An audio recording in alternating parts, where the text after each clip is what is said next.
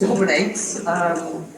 Few transformations have been as stark or as consequential as what has unfolded in Bangladesh, a country that now, I think it's fair to say, stands at the crossroads. The task of stabilising the nation and steering it towards free and fair elections has fallen, Mohammed, to you.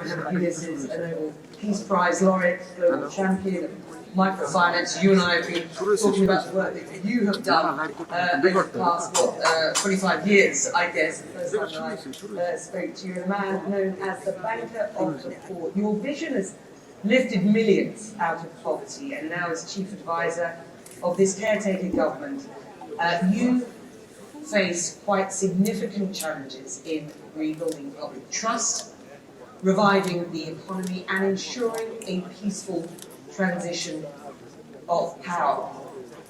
Any regrets in taking on this role? No regret, but it's a big task. I was not ready for that. That's not what I'm looking for. Good to see you back here again. And I was concentrating on my work, as I did, on issues, microcredit, social business, how to transform the economy completely, overhaul the things. In a way, it changes the perspective of the entire world. So while I was doing this, I was designing the Paris Olympic as a social business Olympic. So that is good for people, it's not just entertainment and so on. And they are very happy to work together to design that. So I was in Paris. I was called back from home, that you come back home because something happened. You have to take the responsibility. It wasn't just something that happened. The students had hit the streets and they had demanded your return. Amazing. Students came up, offered their bodies and said, shoot us as many as you want, but we're not going away. You have to leave the country, you have to leave it to the people who deserve better. And so there's a tremendous outburst against the government. And the students won. There was Prime Minister, the previous Prime Minister, she left the country. At that point, I was called to come in. That's how I got involved with that. The ousting of former Prime Minister Sheikh Hasina, of course, has happened. And there is a palpable anger among the people over the Hasina regime, particularly after some pretty inflammatory remarks from her. Demonstrators just last week attacking her home, certainly the historic home of her father. How do you mitigate that anger in the short, medium and long term? And can you just talk about the challenges that you do face at present? The first challenge obviously is to bring law and order. Because the whole country was up in flame, get her out of the country so that they can take control of the country from her. Because it's a devastated country. She never held an election for 15, 16 years. She was ruling the country without election. She had fake elections without any voters and so on. Destroyed the economy, destroyed the banking system, a series of things. So the people rebelled against it, and that's how it happened. So our first job is to make sure the law and order is established, and the next job is to rebuild the economy, rebuild the society, rebuild the institutions which have completely failed. So this is the process we are going through. In order to do that, we have to go through a process of reform. So we have created 15 different reforms commissions in law and order, police administration, and question of constitutional reform, question of election procedure reforms, and so on. So there are 15 of them. They are reporting back with suggestions, recommendations, what needs to be done. So now we have what we call consensus building commission. So that we go to the political parties and so on, see which are the recommendations all agree, so that we take that as a charter and then implement that and go to the election. Election will be held as early as probably December of this year. Any intention to continue in a leadership position through those elections and beyond? You were called back for this. You said it wasn't a role that you were looking at. I still not the one to look at. I made it very clear. When my job is done, I hand over the responsibility to the elected government. I go back to what I enjoyed doing most. This is what I've dedicated my life. I want to continue.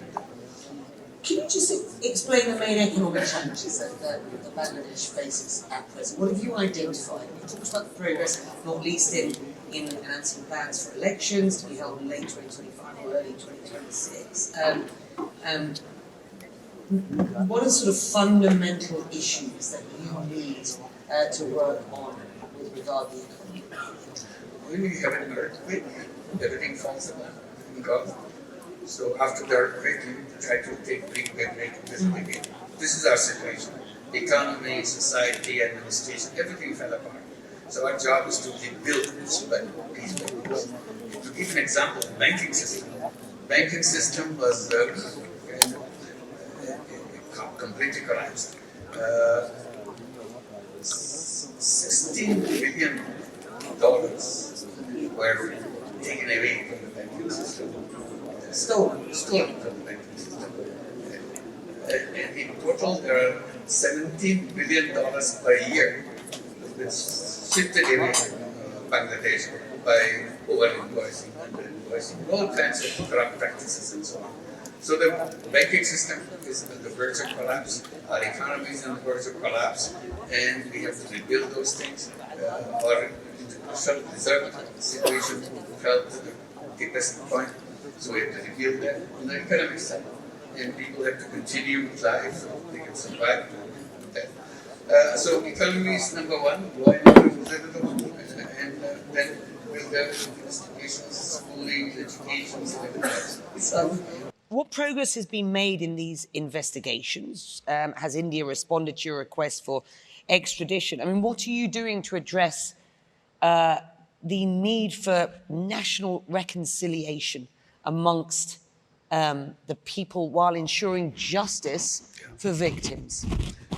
One, I'm very happy, feel very relieved that the United Nations High Commissioner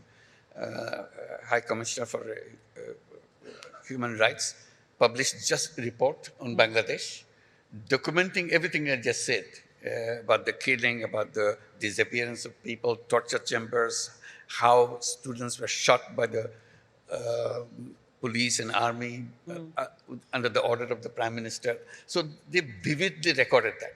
So we don't have to go and tell the public, the world that, look, we are saying that these are all fabricated. So we have a United Nations document on that. So that's a relief. We have to start rebuilding those faults that we have in the system so that it doesn't repeat that. So this is one of the things that we want to make sure. And the other things is broad international support that we got from everywhere.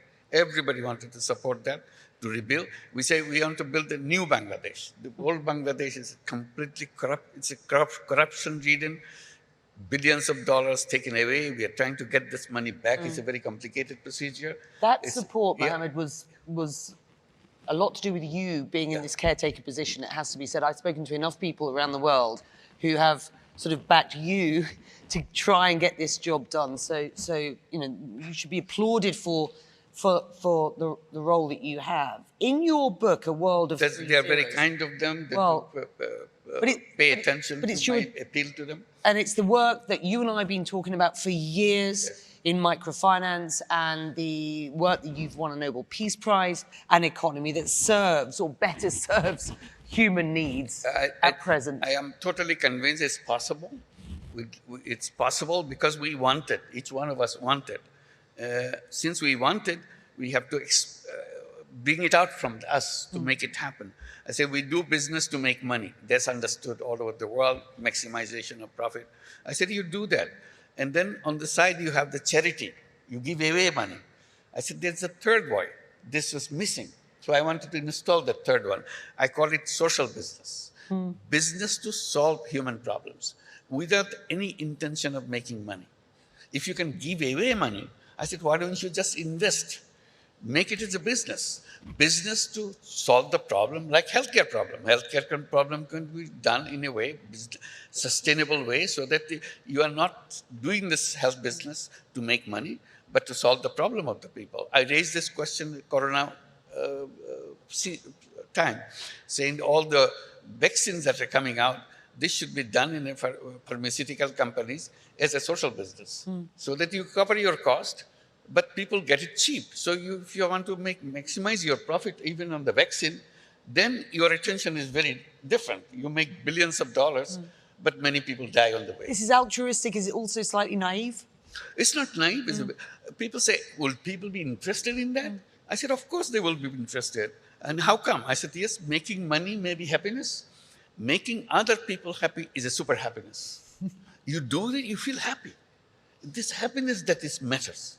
It's not about something else. So I said, there's plenty of technology in the world, plenty of creative ideas in the world, but we're not using it for solving the problems of the people. All kinds of problems people suffer.